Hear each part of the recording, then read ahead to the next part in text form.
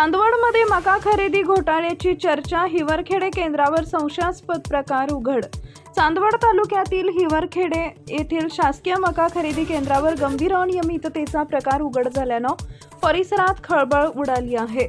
शेतकऱ्यांच्या नावाखाली व्यापारी व कंपन्यांचा मका खपवण्याचा प्रयत्न झाल्याचा आरोप होतोय।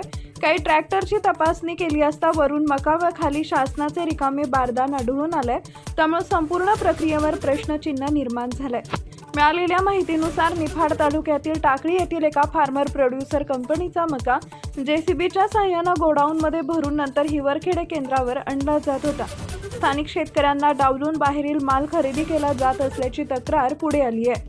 तळेगाव रोही येथील संस्थेमार्फत ही खरेदी सुरू असली तरी त्या संस्थेचे अधिकृत अस्तित्वच संशयास्पद असल्याचे ग्रामस्थ सांगतात।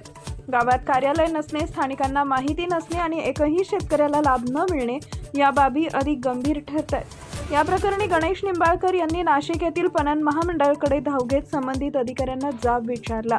सखोल चौकशी करून दोषींवर कठोर कारवाई करावी अशी मागणी करण्यात येते आहे।